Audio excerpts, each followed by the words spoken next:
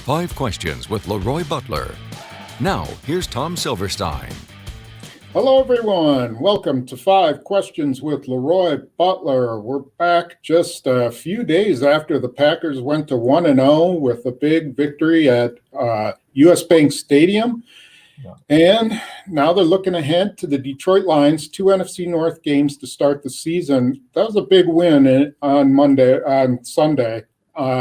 I think the Packers have to be feeling pretty good about themselves, don't you? I really think they do. I know a lot of people probably want to discount it because of Minnesota had a very inexperienced secondary. But I have to give Matt LaFleur a lot of credit because coaches, they evolve sometimes on the run. And this offseason, it was all centered around the Jordan Love, how is Aaron Rodgers going to come in? Aaron Rodgers dismissed that and just continued to do what he's always done and play at a high level. But back to Matt LaFleur for a minute, him and Nathaniel Hackett, because they understand they want to be a running offense. We get that. I mean, duly noted, taking A.J. Dillon. But sometimes as a coach, you have to figure out, I may not go into this game one to throw it 44 times. Okay? It happens like that when you got such great matchups. And I applaud them because that's when you know your coach is starting to settle in. I'm going to use my talent against yours. Because it may be some weeks Aaron may only have 20 attempts because they're running the ball so well, Tom. So it's good for him to put Aaron in position to make some of the laser throws that he was making. And it really gave you an idea real quick that why didn't they take a receiver? Why don't they have weapons? Why don't they go get Antonio Brown? Why don't they go get these guys? They want to see how MVS is going to develop. And he had a couple drops, but that's what they saw, Tom. They saw him making that leap, as you would say, and they wanted to let him grow a little bit. The Allen Lazard, those guys, they want to see them grow a little bit, so I was okay with it. Now, a couple of features of the offense that to me looked new or at least expanded. Mm-hmm. One was the amount of motion that they used on offense. I mean, I counted, went back and looked at it, and they used motion 42 times during the game. On 34 of their 74 plays, they had some sort of motion. And that's not just that jet motion with Tyler Ervin. We're talking about the tight ends moving, the wide receivers moving. And talking to Aaron Rodgers about it yesterday, he said that's here to stay. That's going to be a big part of their offense. What do you think that does for them? Well, I say this as a safety my whole life. If you never moved or shift, it was easy for me to make plays on you. But every time you move a guy, I have to recalibrate.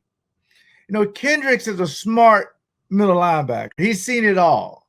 But it's a lot of guesswork with this motion and this offense because who knew that they would do a jet sweep with Allen Lazard? I think that caught Minnesota by surprise, and that block that Josiah DeGuara made on that was just like he was a veteran. So every time they move, it's almost like a misdirection offense. And we used to do that a long time ago with Kansas City and Steve DeBerg, the way he would stick the ball out and you had to guess whether or not he gave it or stood up and threw a pass. The ball handling of Aaron Rodgers helps with that. You know, he'll just touch it. Tyler Ervin takes it. All they want to get is 6 or 7 yards every time they do that. But now you're thinking about that, Tom. Now they'll go back with the screens. They run the ball. This offense has a lot of fluid to it. And I get what the barbershop is saying. All that defense in the secondary, they don't – listen, you play who you play. You're going to play Detroit. They also have a lot of injuries at cornerback. So my thing is to see this offense doing this had me so excited. And to see 500 yards and 43 points, the most against Zimmer's defense, is remarkable. Yeah, and you're right. They will be facing another secondary that has some question marks in it. You know, the following week they'll play New Orleans, a much tougher secondary. Yeah. As Tom Brady found out on opening weekend. But for now, that's what they're challenges. But another aspect that I thought was really interesting was that the use of their tight ends. They used Robert Tonyan more than any other tight end, but they never threw to him. They moved Josiah DeGuara around like he was, Spider-Man or something. Yeah. And they used Mercedes Lewis and Jake Sternberger.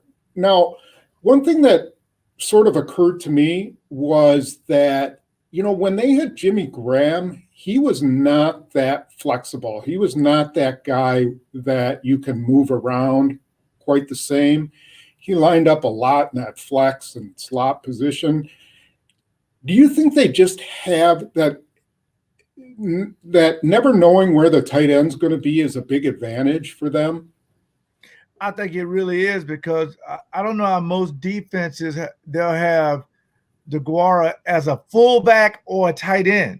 Sometimes if defensive coaches, they'll say he's an 81, but we'll label him as a fullback because he's doing some of the fullback things and some of the H-back stuff.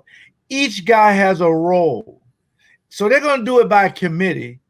But the good thing about it is whenever one of these guys or multiple guys in, it's almost like, well, because back in the 90s when multiple tight ends came in, Tom, it was for max protection to go deep or to run the ball when you pull your guard and tackle and you just have your tight end come around a bootleg or a naked. They're still going to do that kind of stuff, but it just bulks up your offense a little bit, and it really takes some stress off of the offensive line, because I don't know many people that will lose 2 starting linemen and still put up those numbers. So that's a great job by Matt LaFleur and his coaching staff. Tell me if you think this might be the case. Do you think by taking away a guy like Jimmy Graham, who was sort of a safety valve for Rodgers, that it sort of forced him to spread the ball around a little bit, to not rely on one guy who he probably knew was going to run the right route and possibly be open or at least catch it if he's covered? Do you think that might have helped Rodgers to spread it around a little bit more? I mean, that's a good point, because you remember when Devontae Adams was out last year and Aaron was forced to throw everybody else, and 13 guys was catching balls a week. 11, 12 guys were catching balls. So once you take away the security blanket, you got to use everybody else. It could be something to that. And plus, the offense looks different without Jimmy Graham. It looks like, they're a little bit more flexible and they can do more things, although Jimmy Graham, brought something to the table because of his height, his size and hands and things of that nature. And, he never missed a game because he was always available. But having it as a group, each guy brings something, which I think is pretty good in this offense. Yeah, a lot of diversity in this offense. Just quickly, you touched on the offensive line and the injuries. Lucas Patrick came back in practice. So their decision now will be whether to keep. Billy Turner came back in practice. I assume he's going to play, but I don't think that's a given, and I don't think it's a given with Patrick either. Yeah. But let's say everyone's healthy.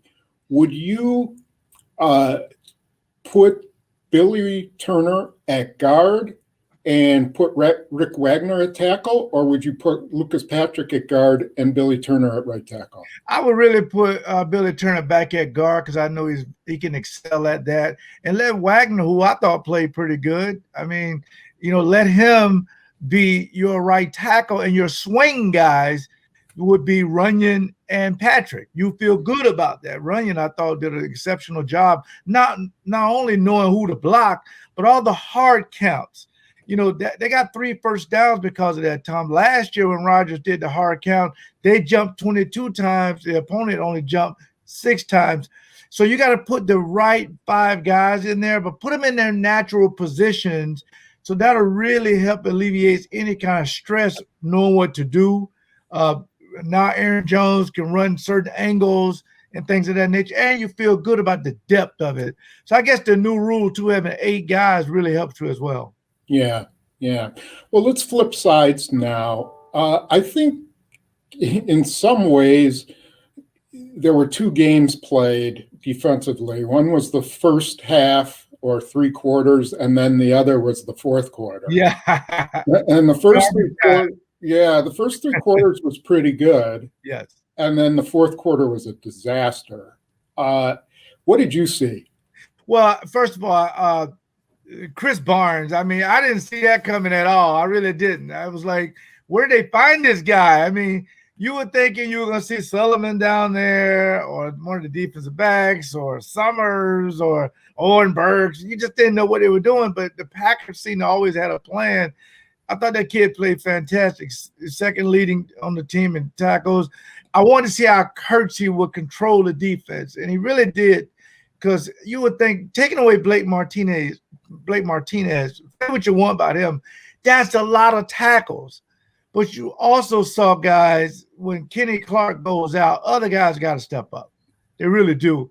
But you saw Jair Alexander just getting to that next level, although he had a few issues, because one of the things, Tom, on that, I thought it was a cat defense where you blitz, but they said it was kind of guesswork. Yeah. He thought it was run and just continued on. I don't want, like my kids, I don't want to reward bad habits, but you made a play. So if they can go back and continue to put him on the number one receiver and he'll get his opportunities at interception, I think that really helps your defense. But, I'm still a little bit worried in the secondary that, 26 and 31, they're going to have to clean up a lot of stuff. So they can't get beat deep like the Allen Thielen over, Savage's head and stuff like that. Yeah, not when you're ahead by that much. You just can't give those plays up, right? Yeah, you would think that you just. And one of the things they did they put Zadarius Smith on the inside, and now you can bring the Rashad Gary in, makes you a little bit more athletic. But they're going to have to figure out a way to not the explosion plays, Tom. Those are the ones over 25 yards. Because we all know about Matthew Stafford. Okay, he's going to want to throw the football. But Adrian Peterson's been around. You've watched his whole career, and so have I. They're going to want to run the ball. But, again, the defense has some areas that already you must clean up, because there's some areas that you had last time you played San Francisco that are still glaring. But they won the game. When I watched the game, as I'm watching it, I'm looking at the stats. I'm like, well, Dalvin Cook didn't really kill him. Alexander Madison didn't kill him. But then I go back and I look at the tape, and I'm seeing things that reminded me of last year. Like on one of Dalvin Cook's 2-point conversions, Preston Smith just suckers in and doesn't protect the edge, or you see guys out of their gaps again. And I think that's worrisome. And I know that defensive line coach Jerry Montgomery said yesterday that he's disappointed in the way they played up front, especially after Kenny Clark went out. And so they have to be ready, because Adrian Peterson ran for 93 yards last week. And he was on down. He's got a great history against the Packers. He's had some monster games against them. And even if he's 47 years old, I still think he's got some talent left. Yeah, they're going to have to make some adjustments, because that was one of the things after the San Francisco game, making adjustments. But the coaches say, well, the scheme is there. Guys just got to get in the proper gaps and things of that nature. So you thought it would be an issue coming into this year. Everybody knows now they're going to try to run the ball on the Green Bay Packers. They just are. So in the thing about it, I think with Kenny Clark, I would sit him out to after the bye week. You don't mess with these groin injuries. The Montravius Adams and the Kikis, Dean Lowry and Lancaster, they got to rotate in there. And they just got to hold the point of attack to make sure these big linemen don't get out on your linebackers, because that's when you can get an issue. If the guards are leading up on Kirksey, it's going to be an area where your safeties are making all the tackles. Yeah, it's going to hurt not to have Kenny Clark. They'll feel it. I mean, he hasn't been ruled out, but you're absolutely right. You cannot mess with those groin injuries. Yeah. And I'm sure they're going to be looking to see whether there's, a muscle tear or something that, may need to be repaired. You can come back in a month from those, but, I'm sure that's something they're looking into. And so we'll see. maybe it was minor, maybe not. They're obviously not going to tell us, but we'll find out. And I agree with you. That's a touchy thing. Yeah. So all in all, they're heading into the second NFC North game. How do you see this thing coming out? Well, I tell you what, it's a very important anytime you have these North games, because if you don't win your division, it's tough to even. I mean, you can still make the playoff with the expansion they've done, but you want to try to get that game at home. And although it won't be any fans there, and it's going to be hard when you go in the stadium, you don't see fans. So they got a chance to experience it last week in Minnesota. But they're going to have the tarps out and things of that nature. But Matt LaFleur has his team prepared. They practice in an empty stadium. So they'll get past that part. But, it's imperative to put everything on Matthew Stafford, because Matthew Stafford can throw you a lot of picks, but he can put up some gaudy yards as well. So, and they're a little banged up. Their team was a team that wasn't the greatest, but they're already really banged up. So I expect the Green Bay Packers to go there and do some work. 38-20 is what I'm looking at. Because I really feel like if you can continue to score 30 points every week, you're going to win a lot of games. But you can't be like the 15-1 year, Tom, when they were just winning shootouts. The defense weren't playing well, giving up a lot of yards. So I see it being, like I said, 38-20. The shock of not doing the leap is going to catch some people by surprise, mainly myself. But I look for them to just get back on track, because going into that New Orleans game, you want to be undefeated. Okay. You have some people you'd like to thank. Yeah, I want to thank Vinny's, VinnySausage.com. You can go there at VinnySausage.com and look at my new brat. You can even contact him and ask him about their Ivanhoe's Pub and Eatery in Racine. I appreciate them. And they also had the LeRoy Butler burger as well. You could get that. And again, Pick and Save has always been great. I'm working with Pick and Save now to get over 100 turkeys for families around Thanksgiving. So I'm very excited about that. Oh, that's awesome. That's really great. A lot of people hurting around this time. And absolutely. We're going to help as many people as possible. I am so excited for X and O's. Bill Schultz, our executive producer, came up with this new stuff. So stay tuned for that. I'm so excited. Yeah, this is going to be really cool.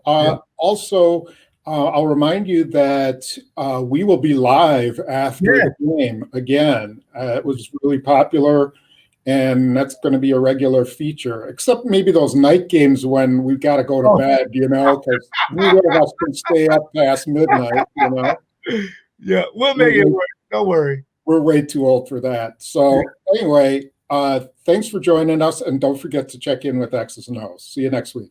Bye.